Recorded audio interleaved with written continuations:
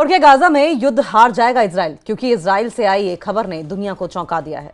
Report के मुताबिक Gaza में इजराइल के बहुत से सैनिकों की मौत हुई है और अब वहां सैनिकों की भारी कमी पड़ने लगी है। रिपोर्ट में यह भी दावा किया गया है कि इजराइल के नौजवान फौज में भर्ती नहीं होना चाहते।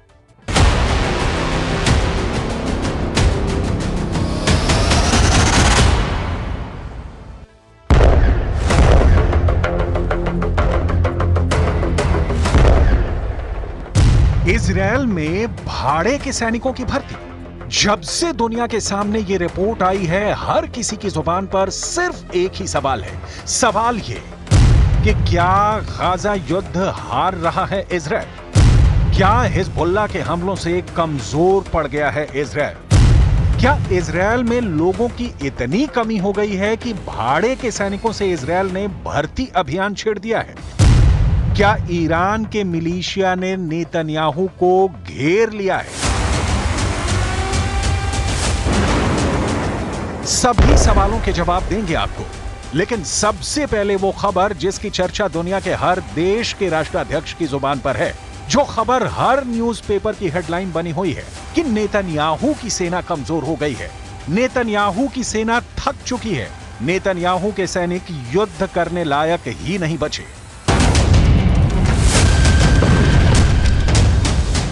7 अक्टूबर 2023 यही वो तारीख थी जब गाजा में हमास को खत्म करने का ऐलान नेतन्याहू ने किया था।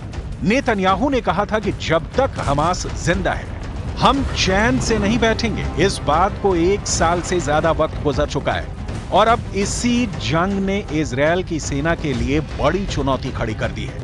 गाजा में भारी बमबारी के बाद भी हमास को न हरा पाने के बाद अब इजरायल सैनिकों की कमी से जूझने लगा है। रिपोर्ट्स के मुताबिक इस कमी को पूरा करने के लिए इजरायल ने भाड़े के सैनिकों को अपनी सेना में भर्ती करने की तैयारी कर ली है।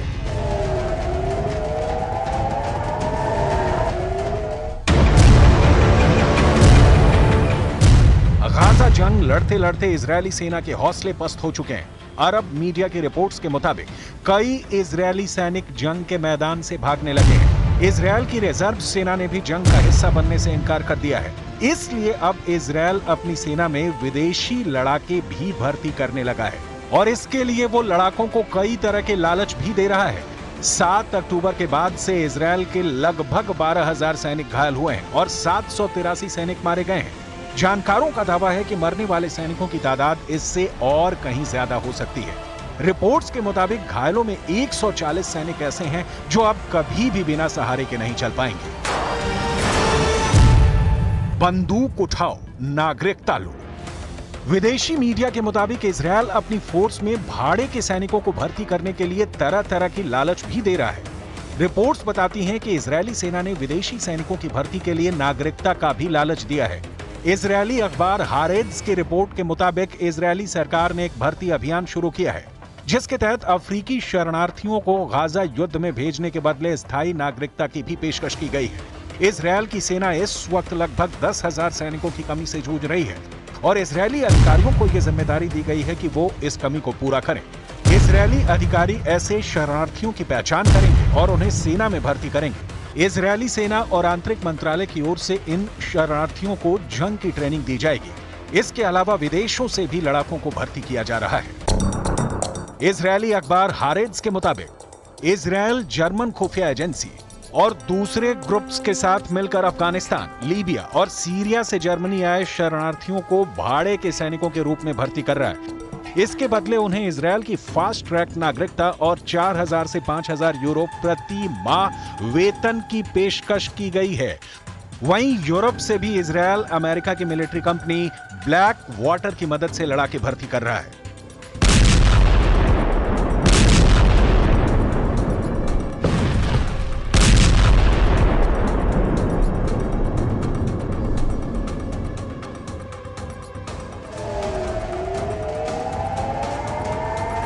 अब इस तस्वीर को देखिए। अभी 4 दिन पहले की ये खबर है जब आईडीएफ ने आधिकारिक तौर पर उत्तरी गाजा में मारे गए अपने सैनिकों के नाम और तस्वीरें जारी की। मारे गए सैनिकों में स्टाफ सार्जेंट और कार्ड्स, staff sergeant Nave Yair, staff sergeant गैरी लाल यूरिकिमा, staff sergeant Ofir Eliyahu. Israel के ये सभी सैनिक केफिर ब्रिगेड की शिमशोन बटालियन के थे। गाजा से पहली बार ऐसी तस्वीरें आई हैं, ऐसा नहीं है। इजरायली फोर्स गाजा में हमास को नुकसान पहुंचा रही है तो हमास भी आईडीएफ को बख्श नहीं रहा है। हमास के फील्डर भी जगह जगह तैनात हैं। सवाल उठता है कि क्या वाकई इजरायली सेना को 1 साल के युद्ध में सैनिकों और हथियारों का भारी नुकसान हुआ है? विदेशी मीडिया की माने तो हाँ, इजरायल 1 साल में बहुत कमजोर हुआ है। 13 अप्रैल 2024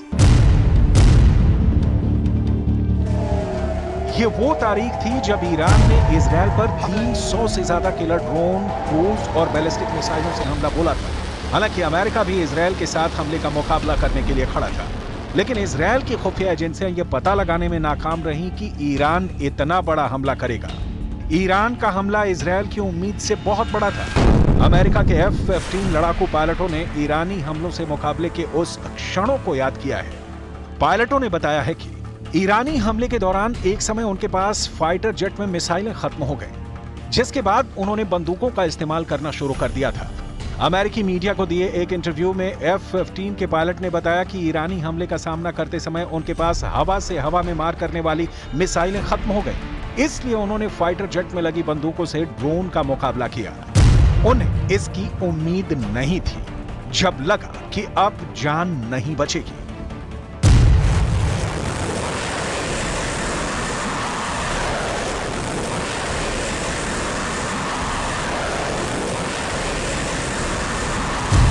अमेरिकन पायलट्स के मुताबिक खतरनाक रूप से कम ऊंचाई पर उड़ते हुए पूरी तरह अंधेरे में विमान की बंदूक से ईरानी ड्रोन को गिराने की कोशिश की, जो बहुत मुश्किल से दिखाई दे रहे थे। ये पूरी तरह से अंधेरे में पायलटों के लिए खतरनाक कोशिश थी, लेकिन फिर भी हम ईरानी ड्रोन को गिराने में नाकाम रहे।